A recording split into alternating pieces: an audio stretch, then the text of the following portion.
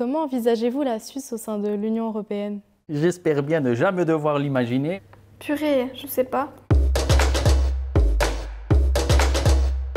J'espère que c'est pas l'Ukraine.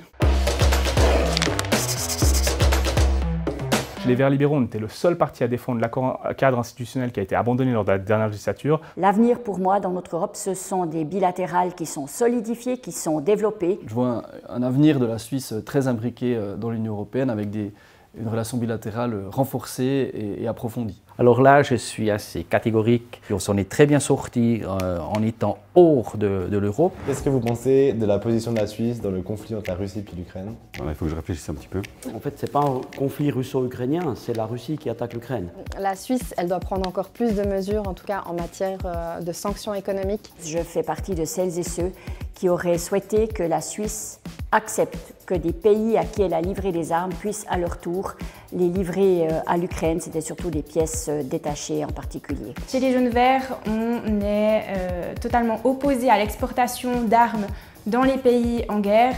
La position de la Suisse, je crois qu'elle est judicieuse, c'est-à-dire une neutralité, mais un tout petit peu active. On parle toujours de guerre, d'armes, de canons, d'avions. Presque personne ne parle de diplomates, la Suisse en a. La Suisse doit trouver un chemin original en se faufilant entre les blocs. Et je pense que l'intérêt de la Suisse n'est en tout cas pas de se mettre pour un bloc contre un autre. Et c'est malheureusement exactement ce qui est en train de se passer.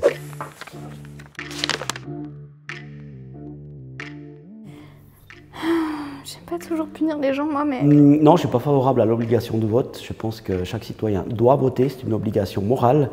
Alors, à titre personnel, oui, je ne parle pas pour mon parti.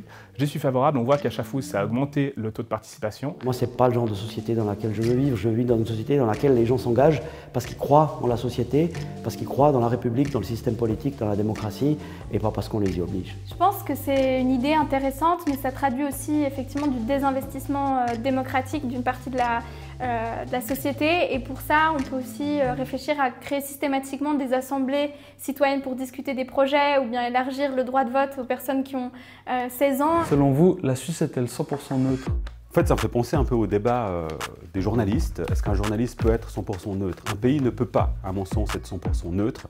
Non, et je pense qu'elle n'a jamais été neutre de la manière dont on se l'imagine. On a des entreprises en Suisse qui produisent des armes qui se font des milliards sur cette production d'armes.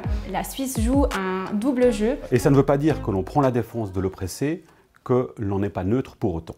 Et je pense qu'aujourd'hui, il faut qu'on accepte qu'on fait partie de ce système de valeurs libéral, démocratique, occidental peut-être, mais c'est une réalité. Donc s'impliquer davantage avec l'OTAN notamment fait du sens pour nous chez les Verts libéraux.